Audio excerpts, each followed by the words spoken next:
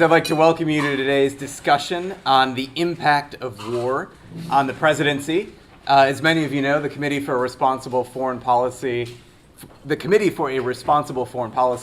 gathers people from across the political spectrum on a monthly basis to discuss the most important and pressing national security issues facing America, with the aim of restoring the authority of the Constitution in matters of war and peace.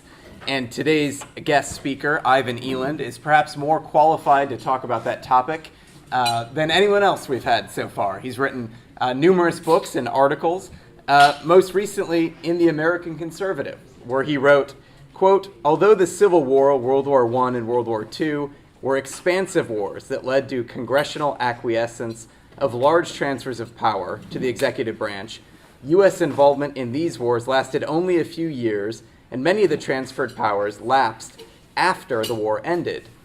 The imperial presidency, however, first arose after World War II during the Cold War, when President Harry Truman completely dispensed with Congress's war power by simply sending U.S. forces to the Korean War without any congressional approval.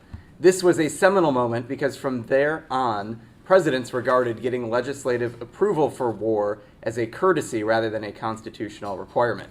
So today we will learn how we can make it more than a courtesy, but can make it a constitutional requirement, and how we can inspire or compel members of Congress to reclaim their constitutional duties in matters of war and peace. Ivan Eland is a senior fellow at the Independent Institute and director of the Independent Institute's Center on Peace and Liberty. He's a graduate of Iowa State University and received an MBA in Applied Economics and a PhD in Public Policy from George Washington University. He has been Director of Defense Policy Studies at the Cato Institute and spent 15 years working for Congress on national security issues, including stints as an investigator for the House Foreign Affairs Committee and principal defense analyst at the CBO. He is the author of several books, most recently War and the Rogue Presidency, Restoring the Republic After Congressional Failure. Please join me in welcoming Ivan Eland.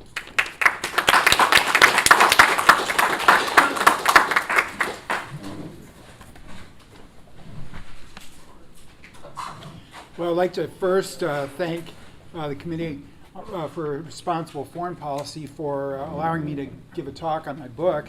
And I'd also like to say I forgot my party hat. I didn't know John Bolton was going to resign, so I guess I'm going to have to give this speech only in great happiness, but not properly costumed. I'd like to basically just give an overview of what the book is and what it's not, and then I'll go into sort of a history of executive power, and then I'll try to offer some solutions, which is the book does. And I'm kind of proud of this book because you find a lot of books, particularly in Washington but other places, who analyze the problem, but they never really come up with any plausible solutions. And mine are very pragmatic solutions, and we may not even agree on some of them. But anyway, I won't go through all of them, and I'm not going to go through too much detail in the book. I'm just going to summarize it. But the basic problem that we have, I think, in this country is we don't adhere to the Constitution. And this is you'll hear this from the left, but more from the right, that we don't adhere to the original Constitution. But it's really sort of worse than that. We don't even have the government that the founders had envisioned before. They envisioned a government that had a very small government. Even as late as 1900, the federal government made up less than 5% of the GDP. And most of it was military forces, post office, et cetera. And many people throughout the country, the only contact they had with the government in the 1800s, unless they were out in the far reaches and there were problems with Indian attacks and that sort of thing, was the post office, right? So there's very minimal government, and the powers were strictly enumerated, and the states were intended to have most of the power and did have most of the power. And within the federal government, of course, the founders intended the Congress to be the principal branch. That's why it's Article 1, and the executive branch is in Article 2. And you'll find in that document, it'd be striking, because most people we hear, politicians, always say, well, the president, it must be dominant in foreign policy. Well, that didn't come along until a Supreme Court decision, which had a dictum in it in the 1930s as the threat in Europe was growing. This really wasn't the intention. Even in foreign policy, where we regard as an executive prerogative, almost like you would say, equivalent to what the founders were trying to avoid, and that is a royal prerogative in foreign policy. That's sort of what we have now. It's way beyond what even Alexander Hamilton, who was the most pro-executive in the Constitutional Convention, it was even beyond what he recommended. He fully, in the Federalist at least, he may not have agreed with it under the table, but in the Federalist he said, the Congress must declare war, and the executive carries out the war after Congress declares it. And he was a near monarchist. But now, of course, we have even farther than that the president can take the country to war without any approval at all. And that's what we found in Gulf War I and Gulf War II, the Bushes, and they were pretty good about at least getting some approval for big wars, but they said, well, we're just doing this as a courtesy. We can take the country to war by ourselves. So we see how far we've moved from what the founders had. I counted 17 powers in the Constitution related to foreign policy, which the Congress has. And if you count the executive powers in foreign policy, it's 5. So even in foreign policy, we have the Congress was given most of the power. Now it's delegated most of the power in foreign policy to the executive. And there are 3 major areas that the book covers. Number 1, the war power, which is, of course, the most important power, I would argue. The second is probably the second most important power in foreign policy, and that's the budgetary power. And the third most important is the treaty power. And in all 3 of those areas, things have moved heavily in the executive direction. And of course, the Constitution, people always complain about, well, the Congress doesn't do anything and all this kind of stuff. Well, that's kind of the intent, right? You have 2 houses of Congress. It takes, it's a bicameral legislature. You have a limited presidential veto, which can be overridden, et cetera. And then, of course, you've got congressional committees and that sort of thing. So the system was not set up to be efficient or effective. It was supposed to prevent tyranny. That was what the founders feared the most. They feared the tyranny of the executive, and they also feared tyranny of the Congress. So they wanted a somewhat independent executive, although the original system, the way they thought about it, would have the House electing the president most of the time, which of course the system never worked that way. But anyway, most of the power, including electing the president, was supposed to be in the Congress most of the time. Now, conservatives and libertarians are always talking about small government, but strangely, in the particular, the conservative movement, a lot of people like executive power. But I would remind everybody that 99% of the government, the people that work for the government, are in the executive branch. The judicial offices and the congressional offices are like pimples on an elephant, basically. And so I think conservatives and libertarians are good about wanting to put government closest to the people by moving it back towards the states. But they also need, I think, to move it at the federal level back to Congress. And you say, well, why do we want to do that? Well, in the 1800s, when we had congressional dominance up until the Spanish-American War, in the 20th century is really when we went to more executive power, first gradually and then with the Cold War, as was pointed out in the introduction, it went big time to the executive. But in the 1800s, we had remarkable prosperity. We didn't get in that many wars. Now, there were wars, and some of them were big, like the Civil War, but we didn't have quite as many. After World War II, of course, we had a lot of military interventions. And then after the Cold War, when there was no threat of nuclear escalation with a superpower, or at least that had been reduced, we saw the U.S. go whole hog and be the lone superpower, intervening anywhere it wanted to. So, and this has happened under both parties. The problem with bipartisanship really is when the two parties start agreeing on stuff, you really have to start worrying, right? That maybe they're not doing the right thing. And I think foreign policy has been one of those areas. Now, of course, there's a bipartisan coalition, a much smaller one, for a more restrained foreign policy. So it doesn't break down completely on party lines. But most of this power, which has moved to the executive, you're saying, well, wow, these executives must have been really rapacious and whatnot. Well, yes, everybody wants power, but of course Congress has delegated a lot of its power to the executive in foreign policy. And as Schlesinger said during the Nixon administration, that imperial presidency started to turn back inward in the Watergate scandal and some of the other violations of civil liberties during the Cold War. Now, as was mentioned in the introduction, the first imperial president was probably not Nixon. That's when the term was coined, but it was probably Harry Truman. And there's two big developments which occurred during Harry Truman's presidency. The first one is he used the doctrine of inherent power in the commander-in-chief. Now, Hamilton had originally come up with this, but then it went into disuse. And then we had, and also John Marshall mentioned it in some Supreme Court ruling early in the 1800s. It was the executive is the sole organ of U.S. foreign policy, which of course, that's not really true according to the Constitution.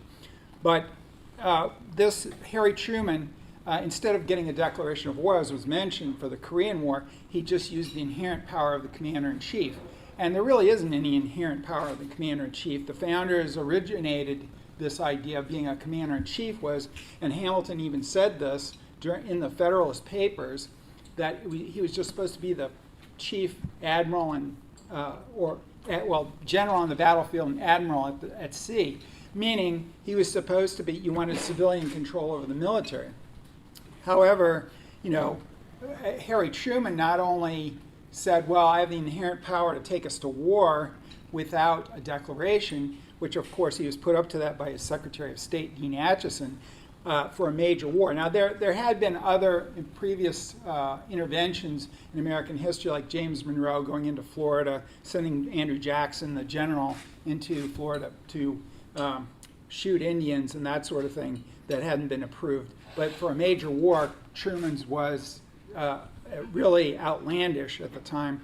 And also, Harry Truman basically came up with the doctrine which George W. Bush used later on that said, well, I don't really have to follow congressionally passed laws if there's a national emergency or national crisis. And so he Truman, that is, tried to nationalize the steel industry, that is, seize steel industries. And the Supreme Court at the time said, there's a law, the Taft-Hartley Act, that says you can't seize private property. And so they overruled him. But of course, as we go on, the president regrouped and continued the slide toward executive power. And so the other pillar of the imperial presidency is the institutionalization of the presidency. Up until 1900, in 1900, the president had 9 White House staffers. That's pretty small compared to what we have now. We have thousands in the Eisenhower building over by the White House, and there's a new executive office building. There's the West Wing, there's the East Wing. There's thousands of people working for the president. And that bureaucracy grew in Nixon and Reagan administration because they didn't trust the big bureaucracy, so they said, well, we have to have more staff. It's Moynihan's, Daniel Patrick Moynihan's theory of competing bureaucracies. We've got to get our bureaucracy to counter their bureaucracy. So Nixon and Reagan wanted to combat these agencies which they felt were going to stymie their policies. So this Executive Office of the President was founded by FDR, and originally he tried to get the authority to reorganize the government, and he was denied by Congress. But then Hitler went into Czechoslovakia in 1938, and the threat cloud started looming over, and suddenly Congress said, okay, you can do it. So he originally created the Executive Office of the Presidency. But in Truman, so that was a partial, I would say, after FDR left, the president was first among equals among the branches, which was going too far in the first place. But then we get to Truman, who we have the National Security Act of 1947, which gave us the CIA, which normally the intelligence had been under the Joint Chiefs of Staff. Now the president had his own intelligence agency, which they converted into a covert operations agency, essentially.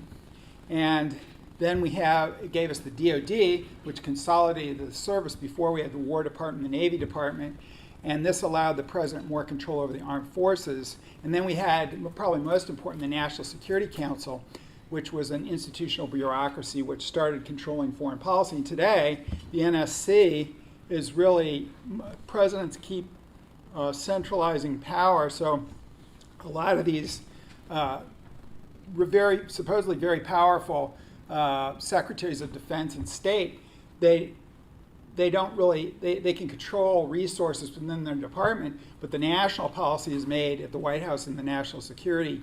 So you had one factor was the institutionalization of the presidency, and the other one was this inherent power in the Constitution. And remember, the founders wanted an enumerated powers, meaning specific powers for the federal government, and of course the 10th Amendment even says that, but we've developed this inherent power doctrine. So of course, the Cold War goes along, and Truman was saying, well, I need more power because, and Truman wasn't the only one to do this, we have the potential for nuclear war. Now it takes an ICBM about a little less than 30 minutes to go from Russia to the United States. And so the idea was, well, gee, in the modern age, modern technology, we need a more powerful executive. Well, of course, there's a fallacy there and we need a bigger federal government too. But if there's a more complex world out there, the government doesn't necessarily manage it better. In fact, if you're talking about markets and stuff, it's probably better to keep the government small because the market always vastly outspeeds the government action. And in the national security field, we have a situation where they were saying, well, for our prestige, anytime you hear credibility or prestige arguments, those are imperial arguments. They have nothing to do with the national security of the country. They have to do with our prestige and our credibility overseas. Whenever you hear that, and they're making this argument now in Afghanistan, the people who don't want to withdraw, our allies have to have confidence in this and that, all that kind of stuff. Well, that's how we ended up in a quagmire in Vietnam as well. So there's been several wars where we use that rationale. But so we have this credibility that we need to establish. Well, how do we do that? Well, we need rapid military action to satisfy our allies to show that we're tough against the communists. Except we not only needed a nuclear, which was at least a plausible argument, although I'll debunk that in a minute, but we also need it for conventional war. And then, by the way, after we get the CIA, Eisenhower was scared of nuclear war with the Soviets, so he developed this covert action, which the CIA was created, and he really started overthrowing governments in Guatemala, Iran, Laos, etc., some of which were democratically elected, because he wanted to fight communism, but he didn't want open wars. So he was using conventional to a little bit lesser degree than other presidents. But of course, so we have this conventional idea. Well, you really didn't need speedier conventional warfare. What you needed is congressional approval. But what about nuclear? Well, everyone always points to that. Well, the Constitution, the original framers, and this is right in the Constitutional Convention, they originally had the wording, the Congress will make war, leaving no doubt that the Congress would be the agent of war, deciding whether the country is going to go to war or not, because the European monarchs had abused this, the wars had fallen to the people, the cost of the war fell to the people with taxation and being roped into fighting the war on the ground for the monarchs. So they didn't really want that. They wanted the people's houses of Congress to give the okay. And then after that, you turn it over to the president, and he can command and battle. But of course, even that, the early war, the first war we had was a quasi-war, and the Congress I think they passed 20 different laws to constrain the president. And when they went over it, the Supreme Court, who wasn't as shy about getting into national security, they overruled President Adams and said, no, you have to follow what the Congress said, the rules for the war. You may not like that, but that's what you have to do. But now we have this, go fast forward to the Cold War, this idea that the president has to take rapid action, that's already built into the system, because they changed during the Constitutional Convention, they changed make war.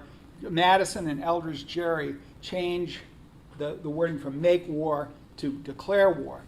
And the reason for that is they wanted to give the president self-defense capability. That is, if we're under attack and the Congress is out of session, remember the Congress only met a lot less than it does now because it was an agricultural economy. Most of these people owned plantations or farms, and the communication and transportation was very rudimentary. So they made this self-defense capability that the president, if the United States was under attack, they changed the wording so that he could do a defense. But then, of course, at the quickest possible moment, he was supposed to get a declaration of war, even if we were under attack.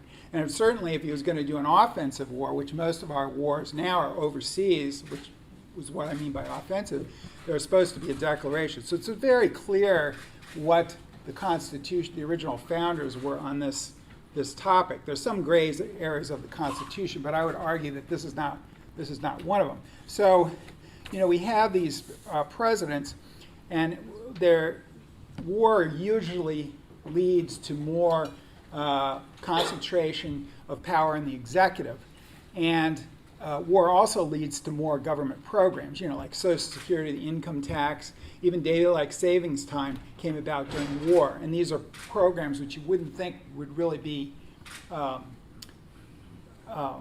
related to war. So the government grows bigger, and within the federal government grows bigger, and then within the federal government, power moves to the the executive branch. So the Cold War, because it was a long war, most of the U.S. wars have a definite time limit, but the Cold War, of course, went on for 45 years, and so the presidency got a lot of steam during that period. And then, of course, we had a little bit of supposed retraction, although then we became the lone superpower with no threat of, or very little threat of escalation to nuclear weapons after the Cold War was over. So we started policing the world, under the latter part of the second Bush administration, the Clinton administration. And then we of course, get to 9/11, and I would argue that we've gone from an imperial presidency to a rogue presidency. And this is not necessarily a condemnation of any one president, but this crisis, the president in the Bush administration, most of the concentration of power among presidents has come as a result of them trying to get their policies enacted.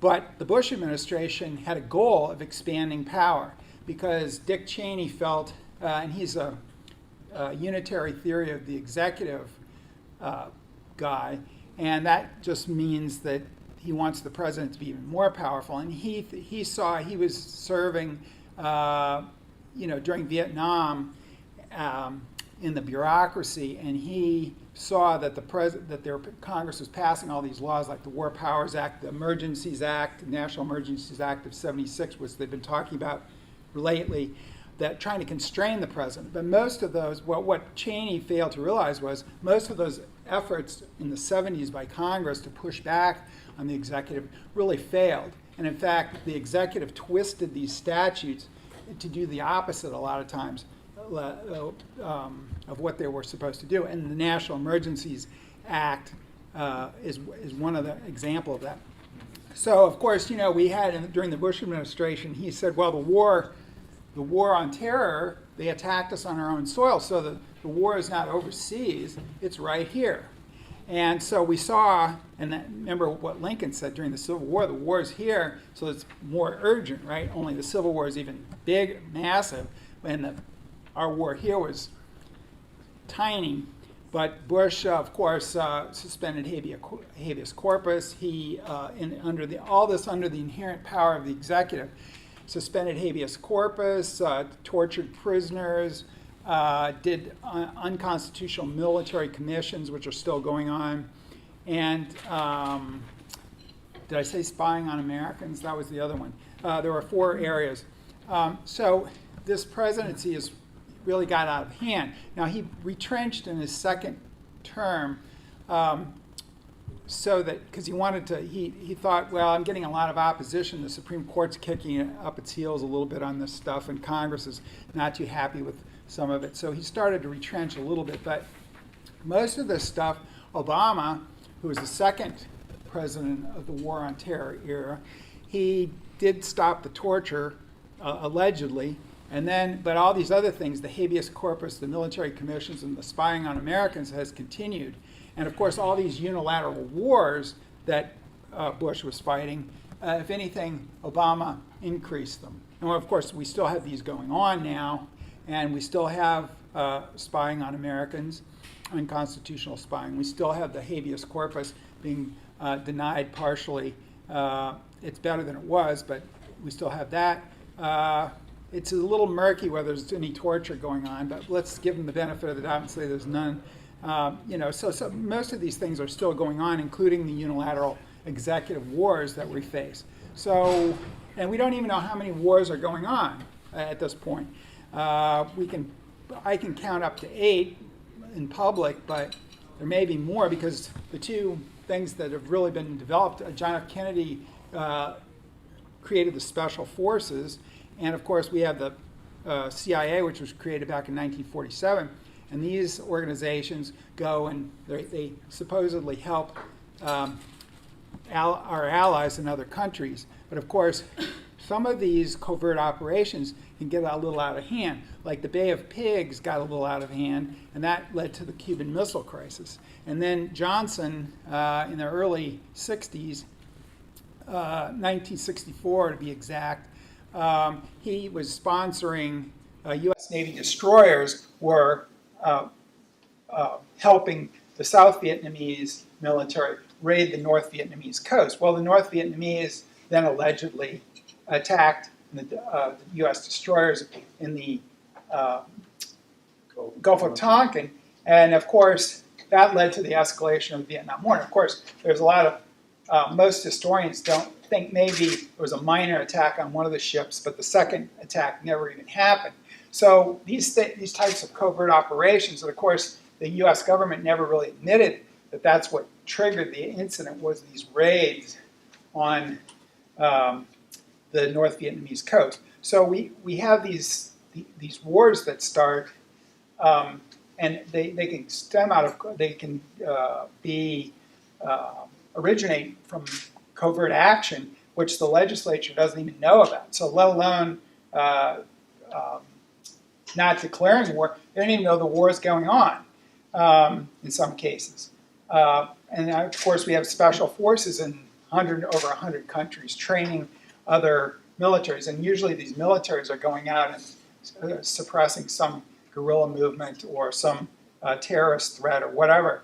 The other thing that the president has done cagily over time is he has assumed the ability to deploy forces overseas. That used to be done by the Congress, and the president can really create a fait accompli for the Congress. Polk did it in the Mexican War. Johnson did it in the Vietnam War. Now, of course, Congress didn't have to go along with it in these cases, but they did because the executive took action and the Congress was left with, well, so it kind of erodes their ability to declare war. And I would argue that the first Gulf War was done like that. First Bush sent all these troops over and parked them in the desert. Well, if you have a big army there, they're not going to stay in the sand, the sand and everything, the environment, the heat, for a long time. They're going to have to be used, right? So these types of things where the executive deploys forces and the Congress is left to pick up the pieces. So I'll better stop here, but I think the general thrust of my recommendations at the end of the book is the basic problem that we have is the members of Congress don't have the same incentives to push back on the executive that they used to. In other words, the members of Congress don't have the same interest as their institution does. And the institutional guardians are usually the leadership in both houses. So this isn't a perfect solution, but we really need to strengthen the parties. And that may seem weird because the parties have sort of eroded the checks and balances of Madison. But we have the parties and they're not going anywhere. And we have we have a system where we have a lot of partisanship, but weak parties. All these congressional people could get elected, raising their own money, getting their own media, etc. So when they get to Washington, they really don't care what the leadership says sometimes. Now, the leadership has tried to strengthen since the late 80s, but I think it needs to go farther. And I think we need to have a centralization within the rules of Congress. Congress can do that themselves. They don't even have to pass a law to do that. You can have the leadership dispense with the seniority system and choose people on the basis of competence, party loyalty, etc. You can get rid of some committees, subcommittees, to make the Congress more lean, etc. You can bring the budget committees under the strict leadership of the Congress and take back the budget power. You can say there's going to be no more executive agreements because we need to do treaties, because there are no executive agreements like the Iran nuclear deal mentioned in the Constitution. Whether you agree with the Iran nuclear deal as a good policy or not, it was done in a way that wasn't really constitutional. But of course, that's nothing new. We have many more executive agreements than we have treaties, simply because treaties are hard to get through because it requires 2/3 vote in Congress. The budget has been taken over by the executive since the 1920s. So the Congress putters around, even though they're supposed to have the appropriation power, they putter around the edges of the executive budget. And of course, they don't declare war at all. That's those three areas: the war power, the treaties, and the budget are the key areas, I think. And the Congress does need to establish more activity in those areas to push back. And one of the ways to do that, I think, is to centralize the power and the leadership of the party. And as I say, that's not a panacea solution, but that's one key. That's what happened after Andrew Jackson was president in the mid-1800s, and that seemed to restore the congressional power. That's what happened after the Civil War, and so we see prior examples of this, that the Congress had a resurgence. And the reason that I'm for congressional government is because in the 1800s it was relatively peaceful. We had a growing economy, etc. And so I think when we don't have executive war and it's so much executive power, and of course we need to have smaller government, because my view is all this turmoil is caused by each president since Carter has claimed to be an outsider. Well, they get in there, and then the system limps along much as it is, and the government just gets bigger. And so we need some way to get it down. And the only way that you can get it down, I think, is with a sequestration rule. We saw that Obama agreed to that, thinking it would never be used, but then they couldn't agree on the budget, so the budget deficit went down, and there was some restraint on spending. maybe unintentional, but what we need to do is have a sequestration, which means every account gets cut by a certain percent. Now the problem with the last sequestration was, in my view, was it didn't go far enough. The big driver of the budget is entitlements, and this is not a lecture on entitlements. Defense is also a big, but entitlements even dwarf that. And they need to have a sequestration that includes entitlement. And I think once you start getting the executive bureaucracy down, then you get sort of a positive feedback loop that Congress, which has many less people than the executive, will have a better time controlling the executive branch. Because what has happened, one other point, and then I'll stop. Back in the lead up to World War II, I mentioned this decision of the Supreme Court, the Curtis Wright decision, which basically this judge hauled back Hamilton and Marshall's view that the executive was the sole organ of U.S. foreign policy, which of course is never in the founder's intention. And so basically he said, well, if this delegation, this was when FDR was president, said basically Congress is delegating to FDR these powers, and if this were in domestic affairs, this would be a problem, but it's in foreign policy, so this guy's the sole organ of U.S. foreign policy. Of course, it was a dictum. It didn't even pertain to the case, but Justice Sutherland was an aggressive guy in foreign policy.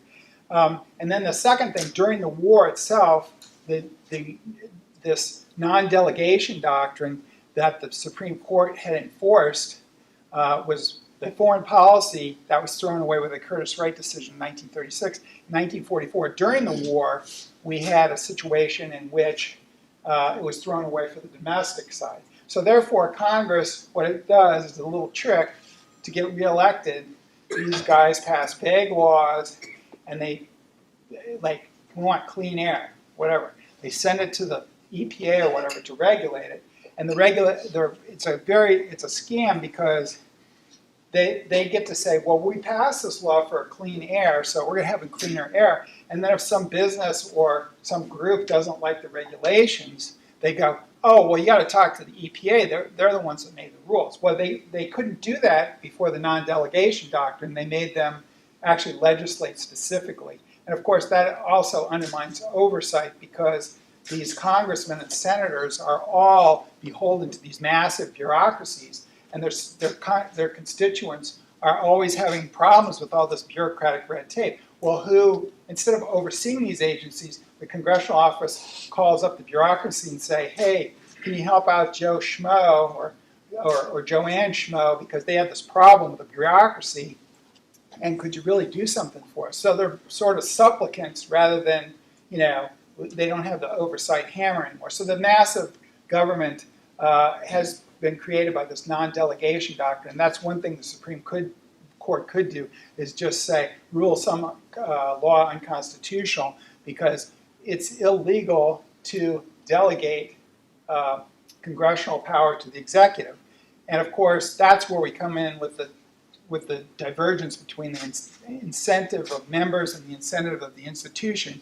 Because the incentive of members is to push off war. It's the same problem with war. They don't want to touch war. They won't redo this AUMF for Afghanistan, which is grossly out of date. They have all these wars that don't even fit under there, but they won't redo it because nobody wants to vote on it. And the same thing is true to a lesser extent in the domestic area, where they have these they have these vague statutes that they pass. And because the people want to get reelected by saying, I'm for clean water, clean air, whatever they're for, and they want to push off responsibility. So if the Supreme Court actually started enforcing that again, perhaps we would have better laws, and we might even have a smaller government. We would certainly have at least directed government from the Congress. And this applies to war also.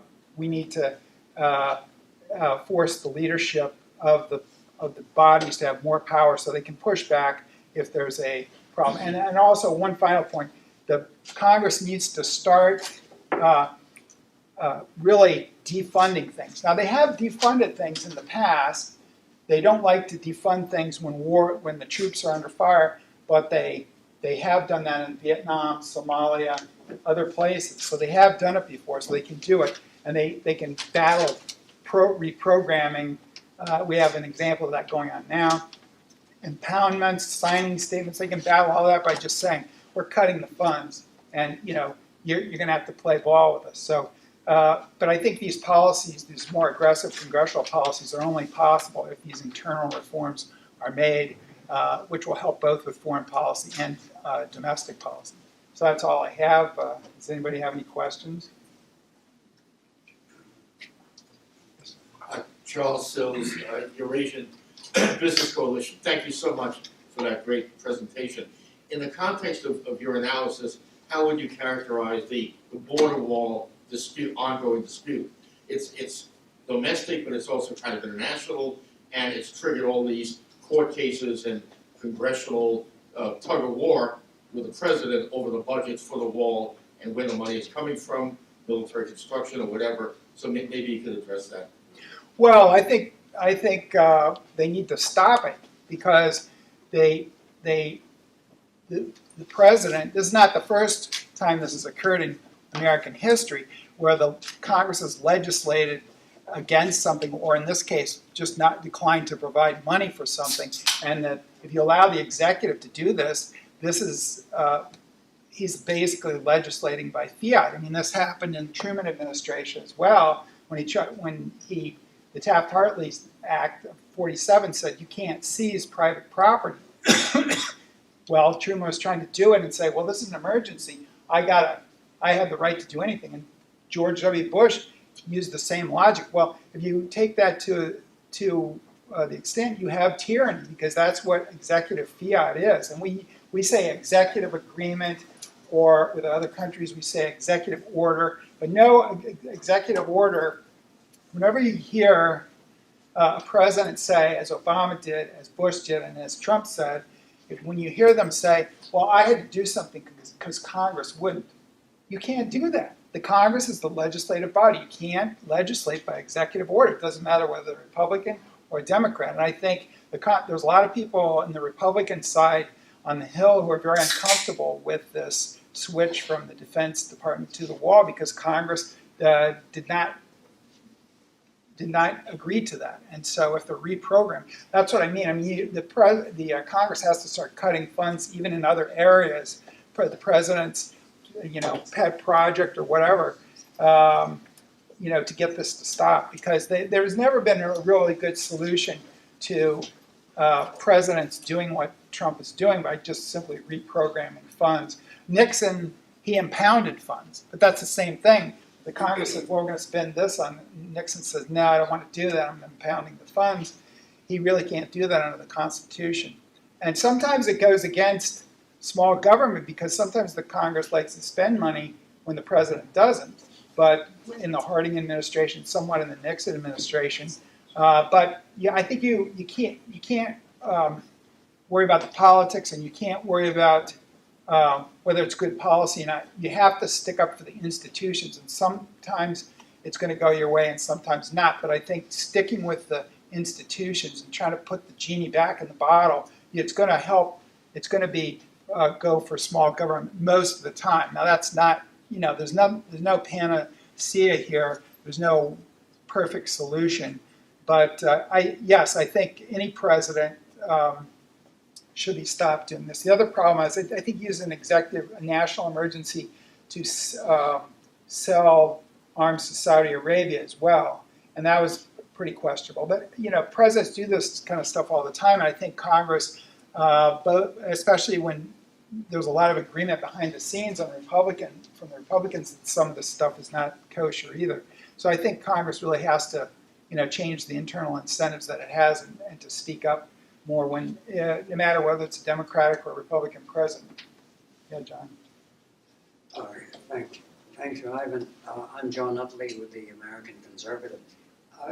This question that Congress has delegated so much authority to the president is also partly they don't want to take controversial votes. Right? The biggest thing is getting reelected, and the key for most of them is not to ever have a controversial vote. And I wonder, coming back, the only way you'll possibly change some of this is addressing the question of gerrymandering. The gerrymandering means that each party tends to be dominated by its extremes. They're the ones that are safe in their districts, etc. And without changing the gerrymandering, which forced compromise, well, because a congressman had a district, people with different views, that the only way you'll ever get this changed, of the question of Congress avoiding votes, is addressing the gerrymandering.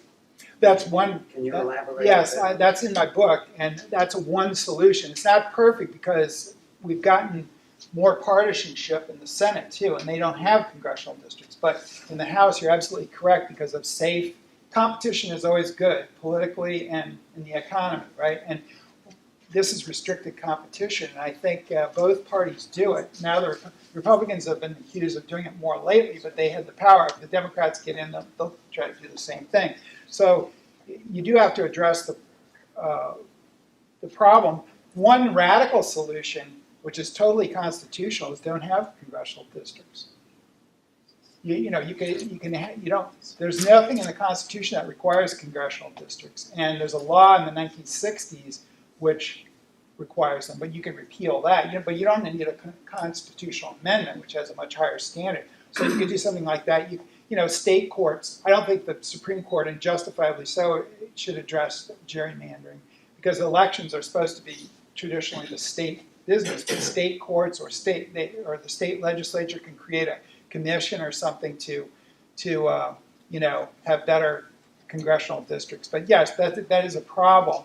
And that's why you don't see as much, you see a lot of partisanship, but as I say, we have weak parties. There's no party cohesion in Congress because everybody's their own one-person band out there getting reelected or elected in the first place. So they don't really owe the leadership anything. So you need to change incentives for that. But gerrymandering is a problem. So is the Electoral College. The Electoral College is a problem as well, which needs to be addressed because it's never worked the way the founders had initially thought that it would.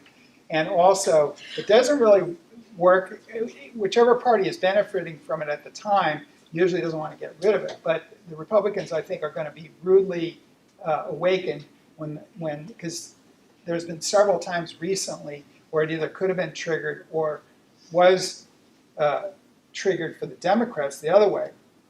And it was the 1960 election. But I don't want to get into the details of that. But I think that's the other thing because the Electoral College was done away with, the parties would be stronger. The Republican Party would be stronger in Massachusetts. The Democratic Party would be stronger in Wyoming and that sort of thing. So that's another thing that probably needs to be addressed. Hi, I'm wondering in your research up to this point, how likely it is for President Trump to use the inherent power doctrine to go to war with Iran, and I'd appreciate any of your own thoughts on whether he should or shouldn't. Well, I think if they bombed it, I hope they don't go in on the ground because it would make the Iraq war look like a picnic. Iran is very mountainous and it's a lot bigger than Iraq. Iraq is basically flat. There's a little bit of marshland in the south, but it's not hard for tanks to operate. And we do very well if there's head-to-head military competition. It's when we get into counterinsurgency war that we're really lousy at it. Vietnam, Afghanistan, Iraq, etc. Counterinsurgency, in fairness to the U.S. military, it's hard to win, but the solution is don't get into it. But now with Bolton gone, depends on who they get, but I think you're probably less likely to see that. But I think it would probably be some sort of a strike, a cruise missile strike or something, and that will be almost surely done with unilateral executive power. But it shouldn't be because when the Constitution was ratified, they have in the Constitution letters of marque and reprisal, and those letters of marque were given out to pirates, essentially state-sponsored pirates. This was common at the time. That indicates that the founders wanted to approve even limited military action. So Congress should probably vote for any strike if it happens. But almost assuredly, if it's a limited strike, Trump will probably use the inherent power of the commander-in-chief, of which there really isn't anything. But he's no different than Clinton in Kosovo or some of the other. First Bush just invaded Panama for.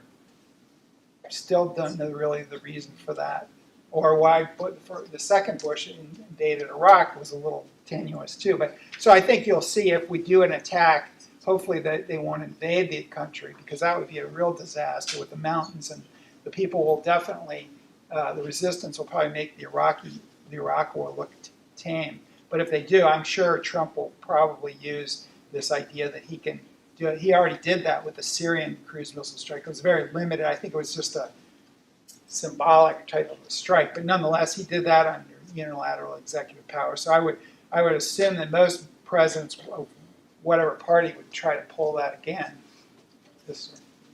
Thank you.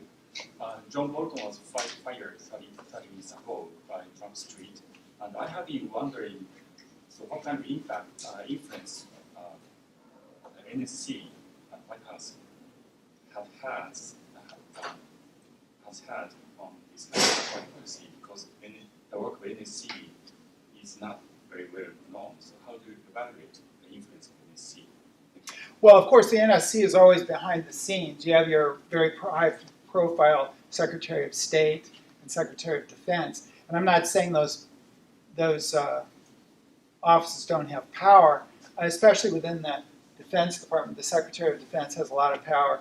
Within the State Department, the Secretary of State has, and he has an influence in policy. But I think all the key issues now are usually decided by the NSC at some point. In this particular case, Trump sometimes does what he wants, and sometimes that's better than what the NSC comes up with, and especially probably under Bolton. But the NSC still has a very powerful institutional role, and that was what was so unnerving about having Bolton there. But I'm certainly happy he's gone now. So I think Trump was able to push back on him. He would even kid in a public session about, oh, this guy wants to start a war. So he's been kind of going on the outs for a while, I think. But it's good. It depends on who they get, though. Who knows? I don't know if there could be anybody worse than him, though. So it may be all uphill from here or downhill, depending on how you want to approach that. But I think it'll be an improvement. It should be an improvement, but we'll have to wait and see. I'm a little confused why you think that increasing the power of party leadership would help when the Republican Party, for example, has not stood up to Trump at all, even when they supposedly disagree amongst themselves. Well, that's a good question. Our system was created. The parties have undermined the checks and balances system because I'm not sure why the founders didn't anticipate the rise of political parties, because there were parties, in England and that sort of thing. But there was more of a loose type of party. But of course, in the 1790s, during George Washington, that's when the first two parties broke out. So the system was sort of tested right from the start. But it's not. The reason I say it's not a panacea is because you'll see that partisanship has taken over in certain respects. Like some things Republicans should push back on Trump with, and they don't, because that's a mark of imperial presidency too. Like McConnell says, well, we can't do anything on guns because we don't know what the president will support. Well, whether you're for gun control or against it, somebody should say to him, well, you're an independent branch. The Constitution says, well, from time to time the president can suggest legislation, but if you want legislation, you could do it. And I think he's using this as an excuse, but it's sort of a shocking excuse that you have to wait for the president. But that's where we are in our imperial presidency. And when you have a divided government, is sometimes good because you do see pushback from the House, and if they'll be more effective.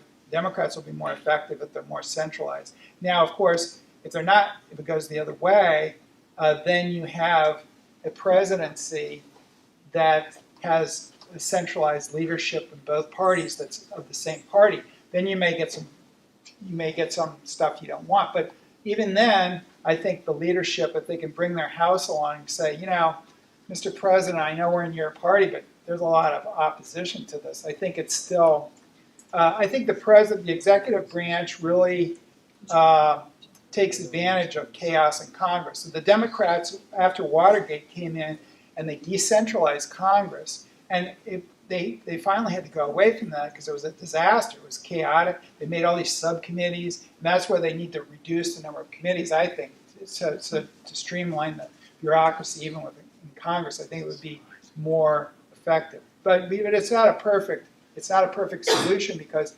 sometimes you're going to get policy you don't like, depending on what policy you like. But I don't think we should necessarily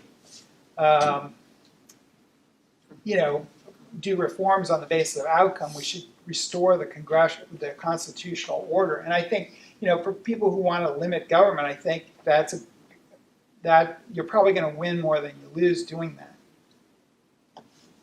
I just had a few points. So, when you spoke about, I'm curious what gives you hope here? As in the advocacy community, where are areas we could focus, collectively to move the ball forward? We had the recent victory of the Yemen War Powers Resolution. And that seems to be like a watershed moment for Congress, trying to take back their war authority. And now we're in this process of trying to solidify and finish what we started in the national defense budget, attaching these provisions to end U.S. support for the Saudi-UAE war in Yemen. But we're hearing that leadership in the House and the Senate on the Democratic side are really worried about Trump veto of the NDAA. They care more about just pushing through this massive defense spending package as opposed to reclaiming their war authority. Well, see, you're asking for hope. I'm suggesting stuff. I don't know if I'm hopeful my recommendations will be, enacted or not, or adopted or not. But certainly, this is a problem. You have these massive bureaucracies, and then everybody gets their constituents get vested interest. That's the way. And the Defense Department, when they say that we're going to get more competition in defense contracts, it's nonsense, because there's hardly any competition at all. It's more they allocate the subcontractors out to various states that they need for votes, right? So it's not, in the private sector, if I want to go to a subcontractor but get a part or something from the thing I'm building, I go get the one that's reliable, it's cheap, and it's effective quality production, right? The best person or company wins, right? Well, in the Defense Department, it doesn't work that way. It's all political. So then you get a big defense budget with all these people, all these members.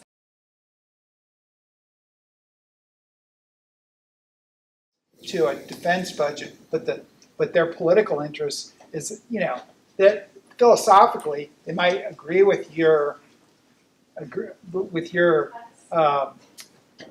presumably your position that the Saudis have gone too far and we need to say something, but there's all this cash that are coming in from the various things, so the defense budget is more important to them than this symbolic thing which is over in another country, because the Yemenis don't vote here. That's where it really comes down to raw interest. So maybe it's the vehicle they're using. I applaud them for trying to do this, because I'm certainly for stopping the Saudi war there, because I think they're committing war crimes and we're sort of helping them. But it seems like the most recent example of actual bipartisanship success and trying to hold the administration accountable. They got Trump to stop mid-air refueling of Saudi warplanes. So in some way, it is kind of Congress trying to claw back some of its authority. I would say it's an accomplishment, but I wouldn't overrate it, because it's sort of, other than that, it's been sort of a symbolic thing. And that's how far we are in the hole. If they want to, they just say, no more funds are going to be used for this purpose. That's what they tried to do in Iran-Contra, and then, the administration went, just defied them. And there has to be penalties, and the Congress does have to wield its appropriation power, which is the real power that they have if they're not going to declare war, is to defund some of this. And they have defunded wars or threatened to, and that brought the Somalia war to an end. The Clinton action in Somalia brought the Vietnam War in Cambodia and Vietnam to a close faster. So it does work once in a while. They very rarely do it, but when the public gets really fed up with a war, they might do that. But I think that's the ultimate. Now, of course, I think we should press on the war issue because the defunding a war has to happen after the fact, and then you have the problem. Well, the Congress is chicken to, if there's any shooting going on, they don't want to be accused of like pulling the rug out from under our troops over their fighting. But they did it in Vietnam, they did it in Somalia, so it can be done if there's enough courage to do it. We have time for one more question. I was just going to say, how do you see the role of technology factoring into our appetite for war? I'm reminded of James Dale Davidson. He wrote a book that, Sovereign Individual, that talks about the logic of wars oftentimes coincide with technological breakthroughs. Like, the American Revolution wouldn't be possible unless you had farmers having access to a musket in every home so that they could have that kind of asymmetrical warfare ability against imperial power. And I wonder, again, this is just kind of a big picture thought, but if there's ever a technological breakthrough in energy where we don't have to rely on these scarce resources and fight over these oil pipelines and how our currencies are traded on oil and who's selling whose oil on what currency, stand and everything. If there is a clean energy technological revolution, would that wind the warfare state down a little bit because they wouldn't have the logic for war anymore as much? Well, I think they'll just find another one. Look at the technology's already here to some extent. In oil, you have the fracking thing, and we're the world's largest oil producer. So it's not green energy, but it's an alternative. We don't have to get it overseas. But I wrote a book called No War for Oil, where of course the best solution to the oil problem, this was before the fracking is to buy it on the free market. It's the cheapest. We invest in all these military forces, then we send them over the Persian Gulf and put them in bases and everything, and then they get attacked, whatever. But, all that's, we were spending more on defending the oil than the oil from the Middle East was worth, right? And so it's this idea that it's a strategic commodity, but the market will give it to you as, we have more than enough oil, and did at the time, to run our military. So you can't make that argument that, we're going to have, but even if we didn't, there's friendly countries like Canada, Venezuela was friendly at the time, but there's Nigeria, other things that you can get the oil. So you can just buy it. So these arguments that they put out for doing a lot of military action usually are full of holes, but they seem plausible. So I'm not sure that if you replace that, we shouldn't be in the Middle East at all, I don't think now, because if our primary purpose was oil, then it's gone, right? We don't get most of our oil from the Persian Gulf. Why not let the Europeans, they get their oil, or the Chinese, they can defend it. But our policy doesn't change even when the factors change, because the Cold War, our enemy fell down, we still have a NATO alliance there. So, technology does affect our policy, but I'm not sure it's a driver a lot of times, because we seem to do the same thing and develop another rationale for why we're doing it. Okay. Thank you. All right. Thank you.